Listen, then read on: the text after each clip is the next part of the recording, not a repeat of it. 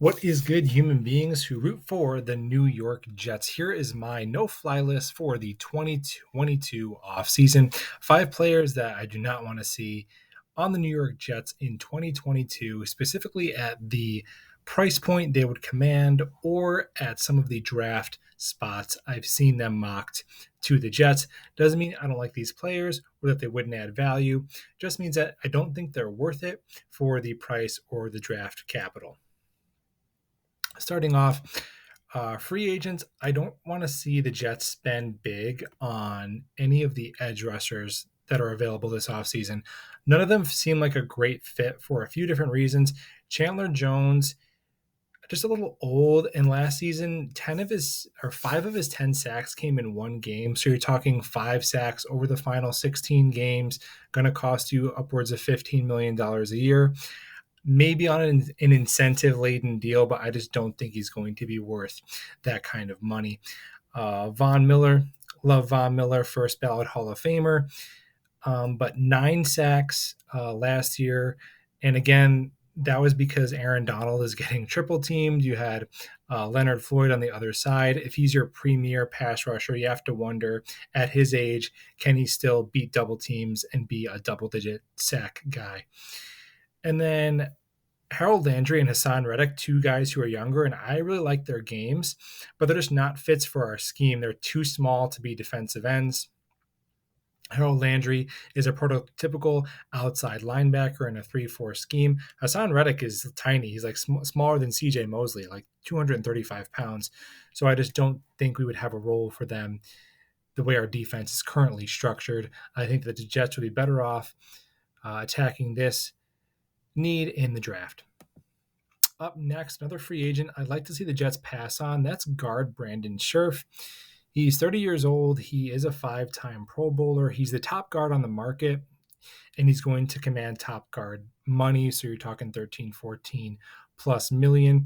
And this is for a guy who's never played a full season. And you're talking about a 3-year deal that would carry him into his mid-30s. I just don't think it's worth it when you can get maybe 85% of him with a Laken Tomlinson, who's younger, cheaper, and more dependable. Next, I don't want to see the Jets sign Carlton Davis. The Jets do have a need at corner. He is younger. He follows the number 1 receiver around the field. So clearly the Bucs viewed him as their number 1 corner. He had a mediocre Pro Football Focus score of 66.4, doesn't get his hands on a lot of balls, not a lot of interceptions, not a ton of passes defended, and he was prone to penalties. This is a classic case of a good player who is going to get great player money. Same with Brandon Scherff. Those just feel honestly like Mike McCagnon signings, just signings to get a big name.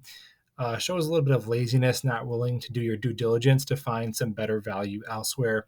I'd like to see the Jets pass on Carlton Davis. Now, before you freak out, Ikem Ekwonu and Kyle Hamilton, I don't want to see the Jets draft either of these players just at number 4 specifically. And I'm going to explain why. I fully believe that the Jets would be best served going edge rusher at number 4. Aiden Hutchinson probably not going to be there. Tibbs maybe. I think George Karlaftis is going to test off the charts at the combine, and he's going to be a top 10 pick. And Jermaine Johnson may be as well. And if you look at the kind of money it takes to sign elite talent at the edge position, you're talking $25 million per year. Whereas Ikem Ekwonu, who projects to be a guard, if you look at McShay and Kuiper and Daniel Jeremiah, they're all projecting him as a guard, a really good Pro Bowl level guard. But if you look at what it costs to sign a Pro Bowl level guard, it's 12 to 15 million. So there's a $10 million gap between the top level players at guard and edge rusher, respectively. Same thing with safety. Kyle Hamilton, the top tier safeties in the league, commanding around $15 million, whereas in edge rusher, it's much more pricey to get one. So I think the Jets would be best served going edge rusher at 4. That being said, if Icky or Kyle Hamilton are there at 10, I love it. Running up to the podium to take either of them at 10.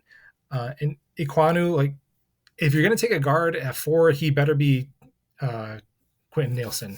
He better be a Hall of Famer. So if you think he's that guy, or if you think he could play left tackle, then fine.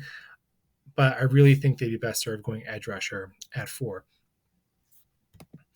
One bonus nugget here. Here is a trade that I like to say no thank you to, and that is a trade for wide receiver Amari Cooper. He would definitely be an upgrade, more accomplished by far than any receiver we have on the roster, but his cap hit is like 20 million, and the way his contract works, the Cowboys would be on the hook for like 3, so it would be 17 million that the Jets are paying, but that's still a lot of money on top of the draft capital we'd have to give up to go get him. He always seems to be a little have little nagging injuries, misses a couple games every year, and just feels like a slightly better version of Corey Davis. I think if we want to go out and trade for a wide receiver, we should go out and get a legitimate number 1 like Calvin Ridley, who can separate a little bit better, and is just more of a threat down the field.